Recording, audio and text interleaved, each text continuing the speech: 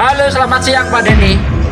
Hai Pak Sudir. Di sana jam berapa Pak Denny? Jam 11 siang. malam. Oh, udah malam juga ya? Oh, kirain masih siang sana. Ini Kayak di Amerika itu kan. Ya. Ya, kalau Amerika siang. itu Amerika sore. ini di sana sekitar jam 2 siang. Jam 2 siang. Beda 18 jam. Oh ya.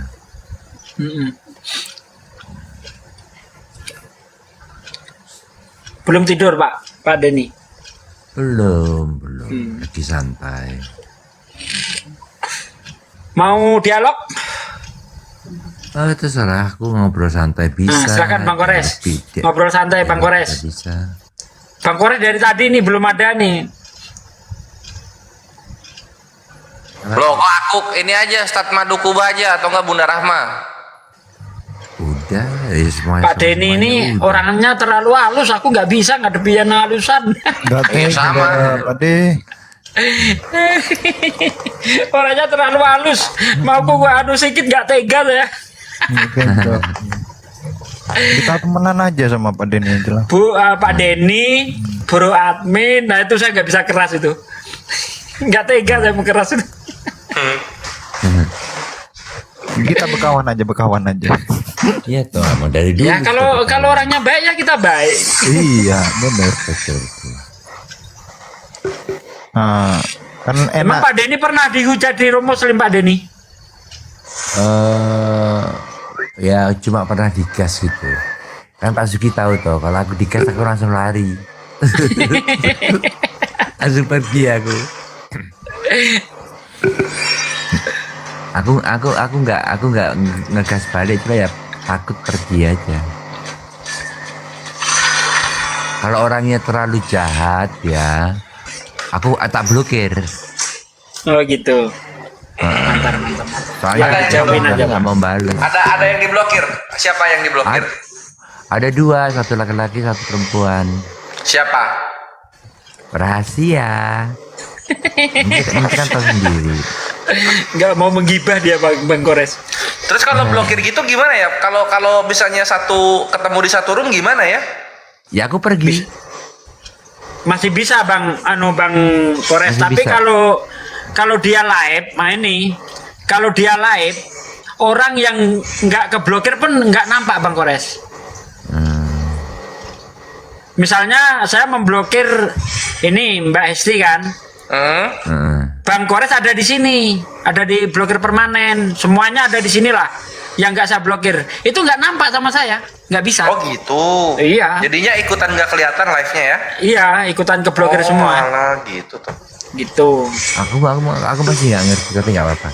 Ya habis kalau aku perhatikan dia tuh terlalu jahat, ya wah ini aku nggak mau berurusan dengan orang ini. Ya Aku udah. nggak mau ribut sama orang Ngomongin ini. soal jahat-jahat. Pak Denny kapan terakhir kali berantem pukul-pukulan? Mungkin kira-kira 2 bulan yang lalu, 2-3 bulan yang lalu. Kenapa? Ngomongnya Enggak, gara-gara- lemes kayak gini. Berantem terakhir 2 bulan yang lalu. Nah, ada cerita-cerita.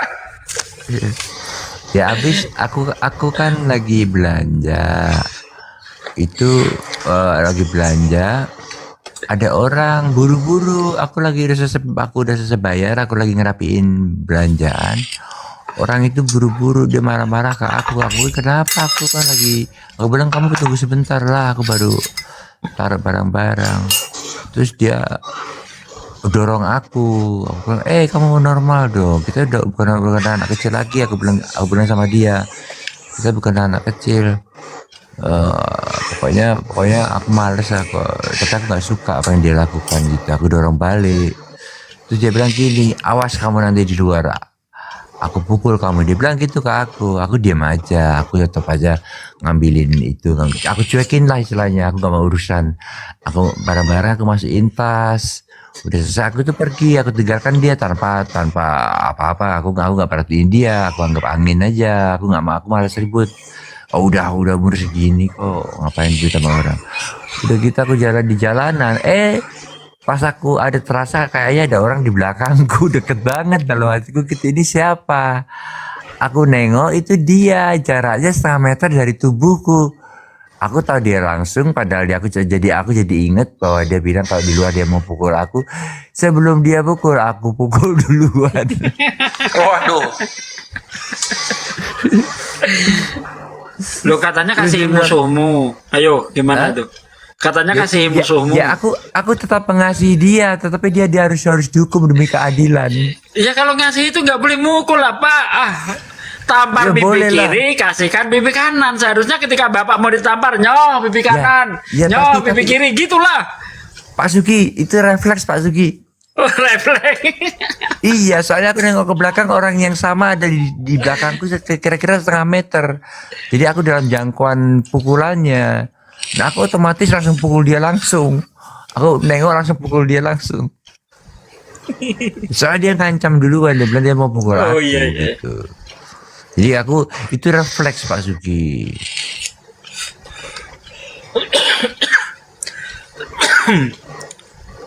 Saya berantem itu waktu SMP itu. Berantem. Ya. Jadi saya belajar silat bertahun-tahun itu nggak pernah saya pakai, jadinya Pak, rugi aku sebenarnya. Oh, sakti juga Satsugi. Satsugi ini yang keras, malah terakhir berantem SMP. SMP. Kalau mau berantem gitu Bang Kores, cuma saya jawil gitu dia udah apa? Udah kendor, dia nggak jadi ngajak berantem. Jawil Jadinya itu nggak apa? pernah berantem. Pakai ilmu Pak Sugi. Enggak juga. Kamu ini mau ngapa? Saya bilang. Udah sana. Gitu aja udah pergi dia. Kok bisa gitu ya? Iya. Bisa. Bisa ada orang yang mempunyai wibawa tertentu, ada memang. Kamu ini mau Kayak Pak Sugi ngapa? gitu. Saya bilang. Udah, sana. Kayak Pak Sugi berarti ada wibawa untuk itu. Ya orang kan karunianya kan sendiri-sendiri. Kalau Pak Sugi nggak mau pakai ilmu, berarti itu natur Ilmu. talent. Pernah di Metro Mini Bang Bang Kores di Jakarta itu kan. Nah, saya itu duduk di pinggir jalan kan, jalan Metro Mini di gang gitu loh kan. Adalah orang Maluku ya, hitam gitu kan. Mau duduk, saya bilang saya suruh yang dekat jendela, saya pinginnya di pinggir kan. Sana enggak, saya bilang. Sana enggak. Sana mau apa? Saya bilang. Saya gitu kan, akhirnya dia masuk aja, langsung duduk di jendela. Nah, yang lucu ini Bang Andi, terakhir di Jakarta waktu itu tahun 98. Dari Manggarai ke Pulau Gadung. Ya kan? Itu ada orang jambret tidak kena. Istri saya jadi saksi itu. Ada orang jambret tidak kena sehingga orang satu bus itu kan busnya nggak nyampe terminal, langsung arah balik lagi sekitar 300 meter dari terminal Pulau Gadung itu ada apa? Arah balik. Langsung balik. Jadi orang di bus itu nggak boleh turun. Wah, saya bentak itu preman tuh. Bang, aku mau turun di sini. Oh iya. Turun saya, istriku enak duduk aja kan. Saya tarik istriku. Satu bus nggak boleh turun kecuali saya. Tanya istri. Boleh. Anjay, mantap ya. Mantap. Ku gertak dia kan. Tapi apa logat-logat Batak gitu cara bentaknya, karena saya tahu kan orang-orang Batak itu apanya kan. Apanya? Preman-premannya itu. Oh. Jadi pakai logat Batak gitu. Itu tahun berapa, Stat? 98. 98. Ya betul, Manggarai Metro Pulau Gadung Metro 49 betul. Oh, itu udah nikah ya? Belum. Lah saya tarik istriku. Mau maksudnya ya istriku sekarang gitu loh. Calon Oh, istri lah, iya. calon istri. Jadi pulang kampung bareng gitu ceritanya itu. Oh, istri itu ketemunya di sana berarti ya? Istri saya itu hasil saya jebak Bang Kores, saya jebak. Heeh. Saya dapat istri itu karena saya jebak. Ini Pak Denny belum tahu nih, ceritain Satsugi. Ceritanya itu naik kereta api dari Cepu mau ke Jakarta. Nah itu kan bangkunya itu kan dua-dua gitu kan, duduknya dua-dua gitu. Nah, wah siapa tahu bisa dapet cewek gitu kan. Jadi bangku yang kosong itu ku kasih tasku, asal ada orang mau duduk, udah ada yang punya, orangnya baru keluar nih tasnya di sini, saya bilang gitu. Tiba-tiba cewekku pun mau istriku itu pun mau ke Jakarta kan, udah ada yang ini mas, ada yang nempatin, belum, saya bilang begitu, duduklah dia sama saya, jadi cewek istri saya jadinya kena jebak dia. Istri itu kena jebak.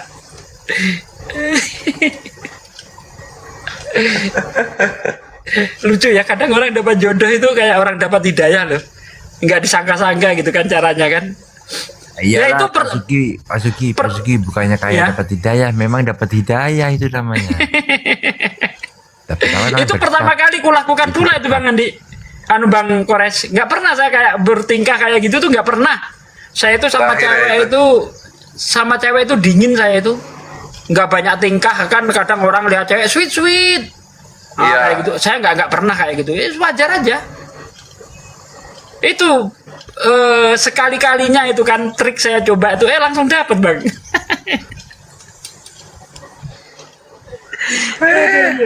20 tahun udah jalan ya Ustaz ya? Apa? Pernikahan? Dari 98? Masya Allah. Oh, 98 berapa ya? Pak 24 ya? Gimana? 26. Oh, 26 Masya Allah. Keren. 26.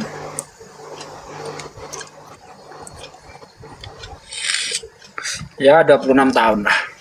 Kalau dibilang-bilang tadi kembali kepada perkelahian kemarin itu ya.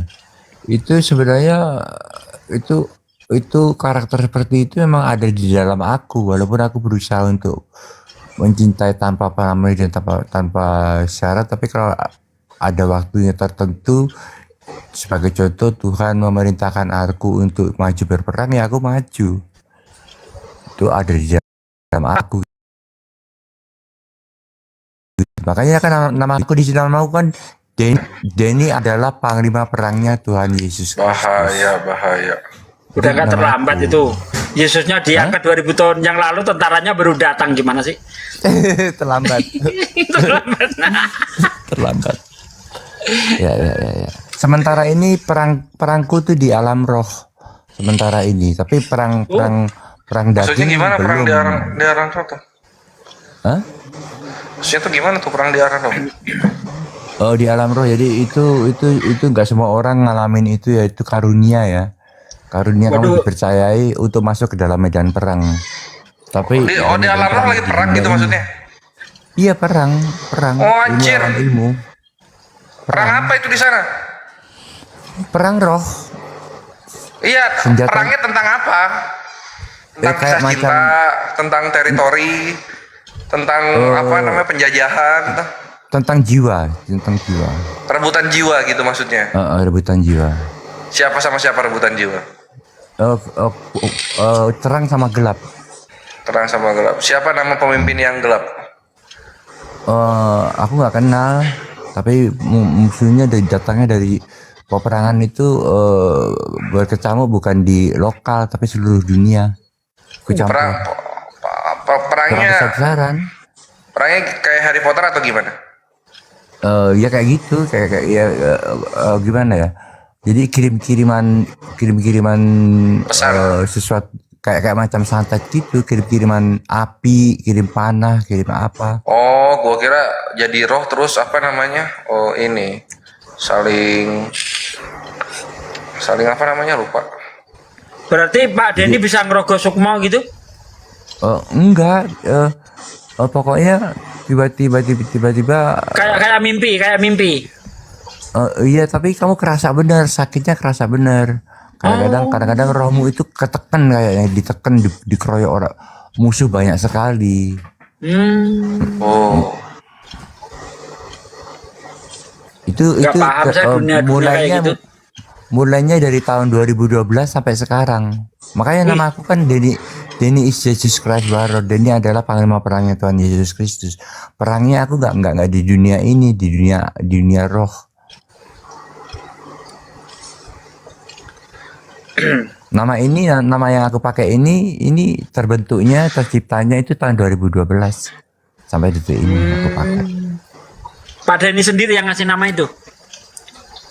Kayak aku disuruh, kayak aku dibimbing untuk membuat nama itu. Oh gitu. Wah, keren. Perang dunia roh. Siapa tahu nanti ketemu saya di dunia roh juga. Itu biasanya juga ngelawan musuhnya juga sama dukun-dukun Eropa juga ada. Itu di dunia roh bawa senjata apa Pak Denny-nya? Enggak sama sekali. Loh. Terus perangnya gimana kalau nggak bawa senjata? Ya perangnya kerasa aja, banyak barang-barang melayang. Ya sudah lah Pak Denny, jangan diulang lagi. Apa? Bagus banget. Kayak kiriman-kiriman gitu loh, kayak kiriman-kiriman gitu, menerpa tubuh tapi Iya kayak setelah itu santet jatuh ke gitulah. tanah. Kayak santet menerpa tubuh tetapi jatuh ke tanah semua. Jadi nggak bawa alat gitu perangnya? Enggak. Oh. Jadi diserang gitu, kayak dikirimin santet-santet itu menerpa tubuh tapi langsung jatuh ke tanah. Itu lawannya dukun-dukun gitu ya. Termasuk. Jadi lawannya dukun-dukun, jin-jin, setan-setan. Itu yang direbutin apa? Jiwa manusia. Oh, jiwa manusia rebutan gitu. Maksudnya orang mau dikeluarkan dari Kristen atau gimana gitu? Masukkan Kristen. Pokoknya teritorium, perang teritorium ini. Aku menyebarkan. Orang Kristen mau direbut gitu maksudnya, mau disesatkan gitu maksudnya. Enggak, aku sedang kayak demonstrasikan cinta Tuhan. Jadi aku menyebarkan cinta kasih. Terus orang-orang terasa, jadi orang-orang ada orang bilang gini, oh ternyata Tuhan tuh nggak begini ya, tuh ternyata baik gitu. Ada orang bilang begitu. Gitu. Tapi kalau aku sedang menyebarkan cinta kasih, itu yang datang itu kebencian yang menyerang, kebencian, kemarahan, gitu yang menyerang. Kalau di Islam adanya perang Ghazul Fikr, Apa itu? perang pemikiran. Ya ini yang kita lakukan ini perang ini Pak. Tapi perang pemikiran, perang argumen, Ghazul Fikr namanya. Iya betul. Ya. Itu juga termasuk, betul setuju. Perang pemikiran. Betul nggak Bang Kores? Betul, Ghazul Fikr.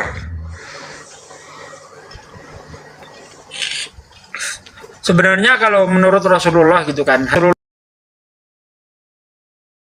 itu bilang ini perang ini belum apa-apa pada ini.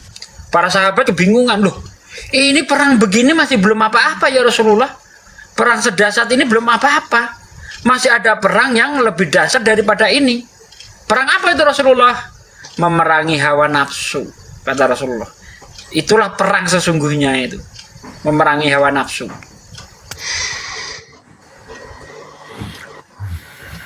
Itu kan ada ayatnya ya, peperangan di alam roh itu ada ayatnya di Alkitab suci Kristen. Dari wahyu itu itu. udah mulai dari kapan tuh peperangan itu di alam roh? 2012 aku. Kalau aku 2012. Yang di wahyu itu maksudnya Pak Dani? Oh di wahyu, kalau di wahyu itu ada. Ya. Itu ayatnya ayatnya berbunyi begini. Kita tidak melawan daging, tetapi kita melawan kekuatan-kekuatan yang di udara, penghulu kegelapan, kayak gitu. Itu perang-perang. Itu ada tertulis ya, kita perang yang aku alami ini. Ada tertulis. Mau tahu ayatnya? Iya, seingat saya di wahyu ada itu. Ada. Ya itu yang seperti tertulis di Alkitab itu yang aku alami. Gitu. Kalau perang naga itu bukan termasuk itu. Enggak, kalau perang naga itu sesuatu hal yang zaman dahulu kala sudah terjadi. Bukan Pak, itu akan datang itu. Enggak bisa, tak jelaskan Itu kenapa. peperangan di surga Tunggu itu. dulu. Pak Sugi, mau tak jelaskan kenapa aku bilang begitu? Ya. Gini loh Pak Sugi, kenapa kita orang Kristen mengetahui bahwa perang naga itu adalah perang yang telah terjadi? Yang dikatakan naga Pak Sugi itu iblis, itu sebagai sebutan untuk iblis adalah naga atau Lucifer nama aslinya. Ya, dia disebut naga juga, itu si iblis itu. Nah, itu perangan itu kenapa kita bilang orang-orang Kristen bilang terjadi pada masa lalu? Karena nanti di akhir zaman Pak Sugi, sebelum manusia diadili semuanya, ada penghakiman terakhir itu, dan setelah masa pemerintahan Kristus 1000 tahun, itu iblis dan para malaikatnya itu sudah dilempar ke dalam lautan api dan belerang, mereka tidak akan keluar untuk selama-lamanya. Itu terjadi sebelum manusia dihakimi. Jadi setelah manusia dihakimi, yang masuk surga, yang neraka ke neraka, ikut si iblis itu yang sudah masuk duluan, itu nanti di surga sudah tenang, nggak ada apa-apa lagi. Orang bosnya si iblis itu sudah dimasukkan ke lautan api dan belerang kok. Untuk selama-lamanya, tertulis seperti itu. Jadi nggak mungkin itu di masa yang akan datang. Gitu. Itu penjelasan saya.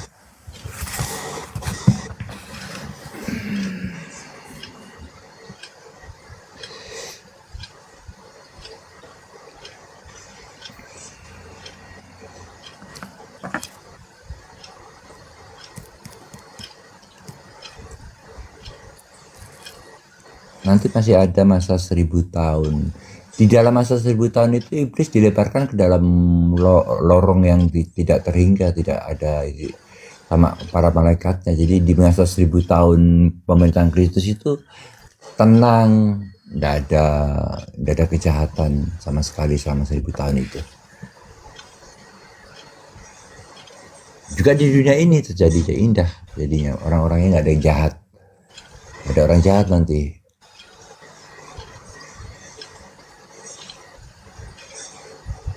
Setelah masa 1000 tahun, iblis dan malaikatnya dilepaskan lagi.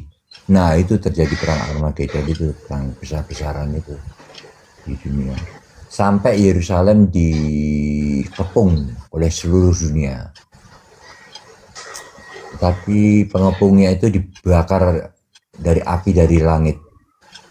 Dibakar hidup-hidup yang mengepung Yerusalem.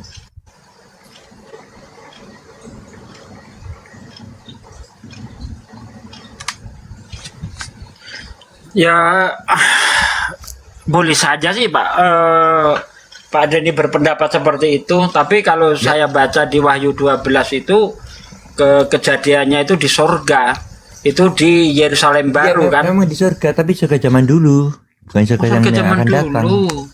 Iya, di surga itu kan sudah ada sejak dahulu kala. Sejak manusia belum diciptakan, surga kan udah ada. Sebelum manusia diciptakan, surga sudah ada. Surga itu bukan hal yang baru bagi Tuhan.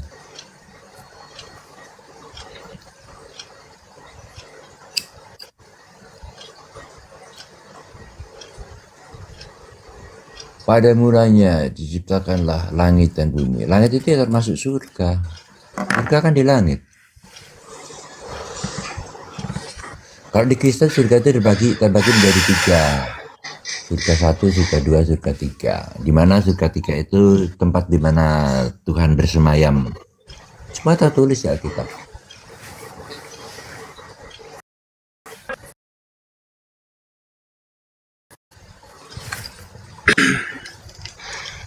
Ya. Nah itu perang naga itu sudah terjadi atau belum? Saya pencerah loh ya, saya bukan pendebat ya, saya nggak bisa debat saya cuma mencerahkan aja. Kalau diterima nggak apa-apa, nggak diterima juga nggak. Pakai apa alat ininya perangnya? Kalau itu serang Pak Denny sedang bernarasi. Nggak tega saya mau nyerah gitu. jangan diserang, aku takut nanti. Aku kan cuma pencerah, aku tuh juga pencerah bukan mendebat. Aku kalau di debat aku nyerah udah. Kita hargai aja lah pendapatnya lah ya. Iya, itu Iya, kita saling menghargai pendapat aja. Pak Suki pendapatnya seperti itu, saya hargai. Saya pendapatnya seperti itu, berdasarkan Alkitab ya, itu penting. Ya sih, boleh juga dihargai, saling menghargai aja. Tapi mungkin kita beda pendapat, gak jadi masalah toh. Gitu. Habis gimana? Saya bukan pendapat.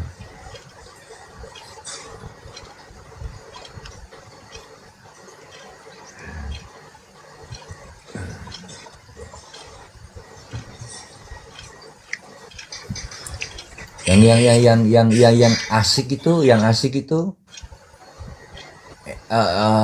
termasuk suatu keajaiban itu ada kota namanya Yerusalem Baru. Kota Yerusalem Baru itu terbuat dari emas murni, cantik sekali. Emasnya itu kayak tembus pandang, tapi enggak tembus pandang, kayak air gitu, tapi bukan air, tapi itu emas.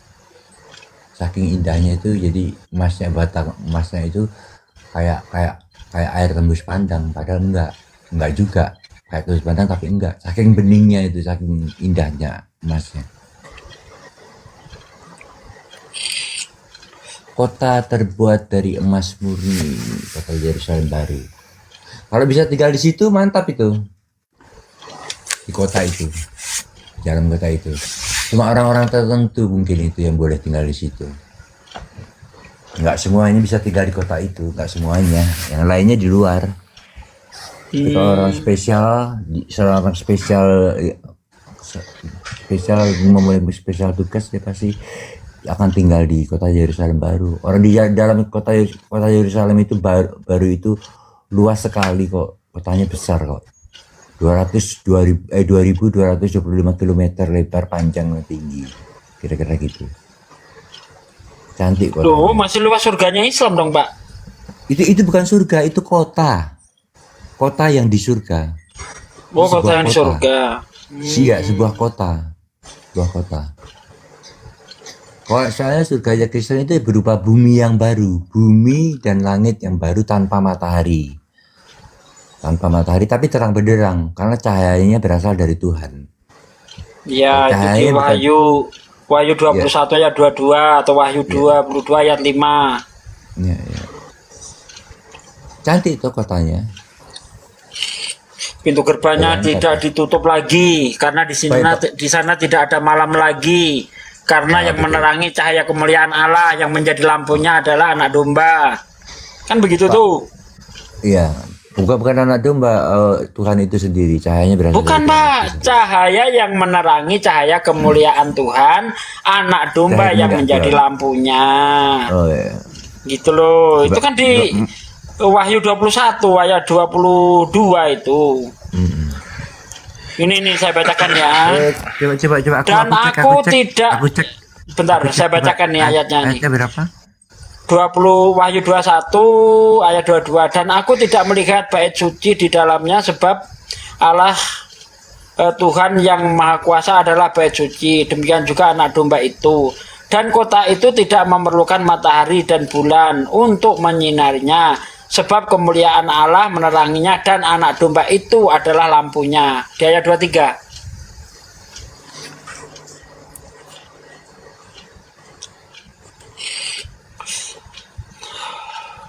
Atau di Wahyu 22 ayat 5, seingat saya di situ, coba saya cek ya. Dan malam tidak akan ada lagi di sana, dan mereka tidak memerlukan cahaya lampu dan cahaya matahari, sebab Tuhan Allah akan menerangi mereka, dan mereka memerintah segala raja sampai selama-lamanya. Itu yang di Wahyu 22 ayat 5. Kalau yang di Wahyu 21 ayat 3, di situ anak domba menjadi lampunya.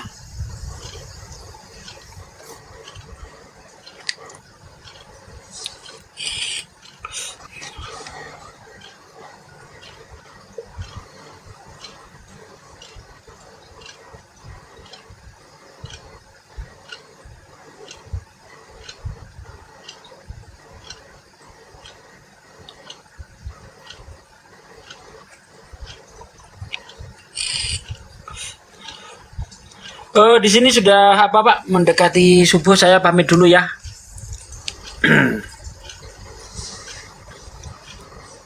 Udah pada tidur nih lainnya nih. Domba adalah cahayanya, coy, bukan lampunya tapi cahaya.